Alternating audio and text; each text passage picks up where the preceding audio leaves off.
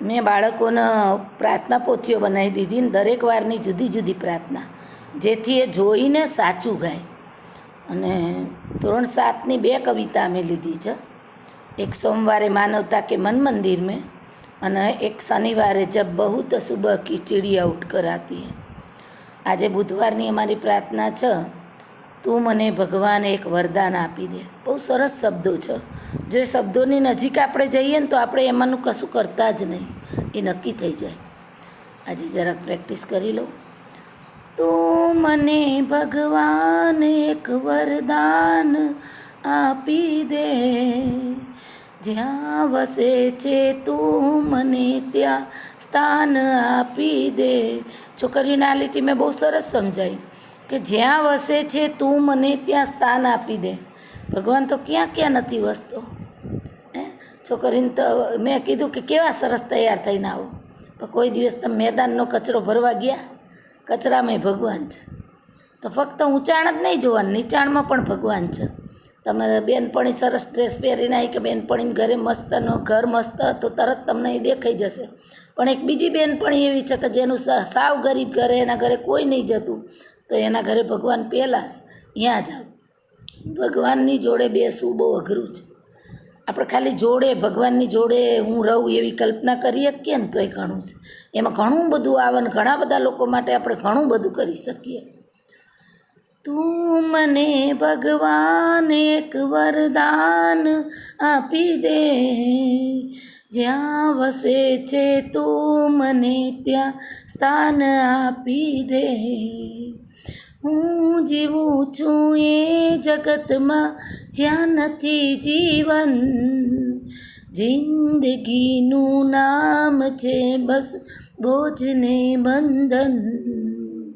મતલબી સંસારનું જોડાણ કાપી દે, જ્યાં વસે છે તું મને ત્યાં સ્થાન આપી દે. આ ભૂમિ પર ખૂબ ગાજે પાપના પડઘમ, બેસુરી થઈ જાય મારી પુણ્યની સરગમ.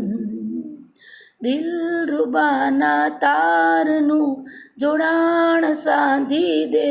જ્યારે પહેલી વાર આ લીટી હું ગાઈ ને દિલરુબા, બાળકો તો પેલું પ્રેમલા પ્રેમલીનું દિલરુબા સમજેલા.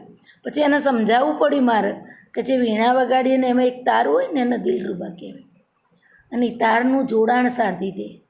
એટલે જ્યારે સગાઈ કરીએ ને કેમ ડાબા હાથમાં અનામિકામાં આપણે આંગળીમાં પહેરાવીએ વીંટી, કેમ કે ભાઈ અનામિકા આંગળીની જે નસ છે એ આપણા ડાબી બાજુ હૃદય સાથે જોડાયેલી છે.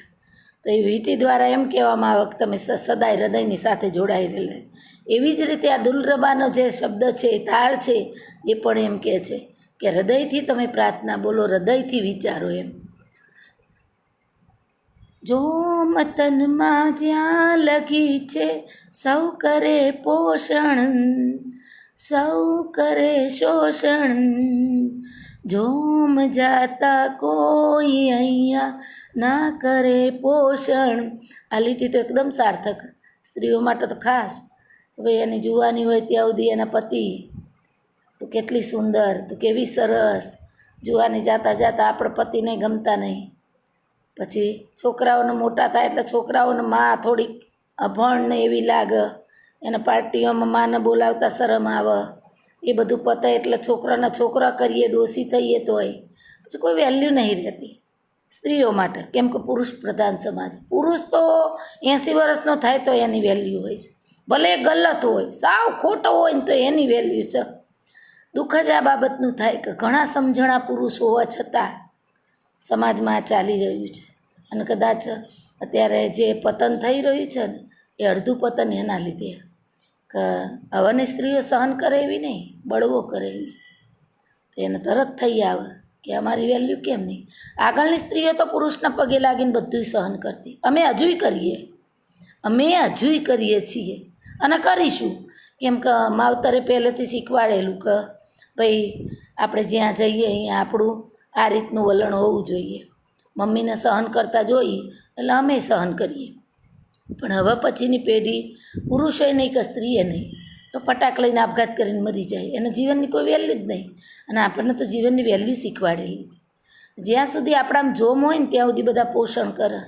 અને જેવું જોમ જતું રહે ને શરીરનું, માનસિક જોર, શરીરનું જોમ, એટલે તરત જ આપણને એક ધક્કો દઈ દઈએ એમ કહીએ ને તોય ચાલે. ભલે ઘરમાં રાખતા હોય. જો ઘરમાં રહેવું અને ઘરમાં રાખવું બે અલગ વસ્તુ હોય. કે ઘરમાં રહેવું ને સ્ત્રી એના મનથી રહીએ, એના માવતરની આબરૂ વાંચવે, એના છોકરાને પ્રેમ કરે છે એટલે, એના પતિને પ્રેમ કરે છે એટલે, સમાજમાં આબરૂ ના જાય એટલે રહીએ. અત્યારે ઘણા કુટુંબો 80% કુટુંબો એવા જેને ઘરમાં લાગતું વળગતું નહીં ને તો એ ખાલી સામાજિક રૂપે રહીએ છે. તો રહીએ જ છે એમ કે. અને પછી ગમે તેમ એમ કે સ્ત્રી જ્યારે પરણે ને ત્યારે નક્કી હોય કે મારી અર્થી પણ આ જ ઘરમાં જશે. જે વ્યક્તિની ઓળખતી નથી, પાળખતી નથી, અને છતાંય માવતરના જો એક સ્ત્રી એક ડ્રેસ પસંદ કરવા છે ને બજારની 15 દુકાનો ફરી વળે ને 15 ઢગલા ફેદી વળે ને ત્યારે એક ડ્રેસ પસંદ કરે. કપડાં જેવી નિર્જીવ બાબતમાં એની પસંદગી આવી હોય. એ ચલાવતી નહીં, એની મા અંગાત હોય ને તો એના મમ્મી મને આ ગમતું નહીં. અને એ જ સ્ત્રી જ્યારે મા બાપના કહેવા પ્રમાણે જોયા વગર એક પુરુષ, સજીવ પુરુષ, લક્ષણ વગરનો પુરુષ, મર્યાદા વગરનો પુરુષ, અહમવાળો પુરુષ, જે સ્ત્રીને કશું ગણતો નહીં એવો પુરુષ હોય ને તો એ અર્થી સુધી નિભાવી લઈએ છે. એના નામનો જ ચાલનો ને એના નામનું જ મંગળસૂત્ર. એના મનમાં દુનિયાની આખી દુનિયાના પુરુષો એના માટે ભાઈ હોય છે. અને તોય જો એ ઘરમાં રહેતી હોય ને તો એની પોતાનું સ્વમાન, પોતાની મર્યાદા, સ્ત્રીનું સ્વમાન છે ને એક જ બાબતે ગવાય, ચરિત્રની બાબતે. બાકી એનું સ્વમાન હોતું જ નહીં. એનો પતિ એને લત મારે ને એમાંય એનું સ્વમાન જળવાતું હોય, કેમ કે એ એના પતિને ઈશ્વર ગણશે. તો જ્યારે જોમ એનામાં જતું રહે ને તો ઘરમાં એની કોઈ વેલ્યુ નહીં હોતી ને તો સ્ત્રી રહેતી હોય.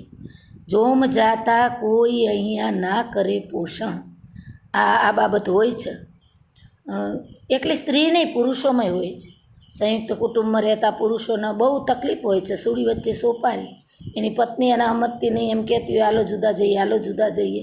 જ્યારે એનું મન ના પાડતું હોય કે મારા માવતરને મૂકીને કેમ હું એકલો જાઉં, તો પુરુષે આટલો પીડાતો હોય. એવું નહીં કે સ્ત્રી.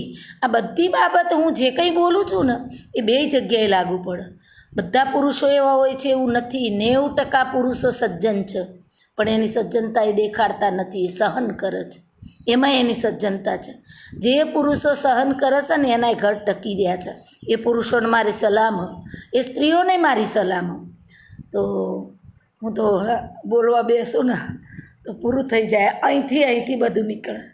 ઘણું બધું એમ કે બહુ નાની હતી ત્યારથી બહુ હું વિચારશીલ છું, કલ્પનાશીલ છું, તીવ્ર છું, અઘરી છું, નિખાલસ છું, લડાયક છું, બધું એમ કે કોઈ ચીજ મારામાં નથી એવું નહીં. પણ એના માટે ટાઈમ નથી મળતો. એટલી બધી વ્યસ્ત જીવન આવી જાય ને. જો અત્યારે મેં 6:30 હું સ્કૂલે આવી ગઈ છું, ખોલતા 6:45 થઈ ગયા. બધા રૂમ ખોલીને લોબીને બધું વાળી અને પછી આજની પ્રાર્થના યાદ આવી તો હું જરાક યાદ કરવા બેઠી. બાળકો જ ભૂલી ગયા એવું નહીં, અમે ભૂલી ગયા છીએ. એટલે રોજ એક હું પુનરાવર્તન કરી લઉં છું પ્રાર્થનાનું, ધૂનનું પુનરાવર્તન કરી લઉં છું. અને ઓનલાઈન પ્રાર્થના સભા આપી છે તો એમાં બાળકો ઉઠે ના ઉઠે તો હું નીનાબેન, ભાવિસાબેન અમે પ્રાર્થનાની ધૂન ગઈએ છીએ. અસ્તુ.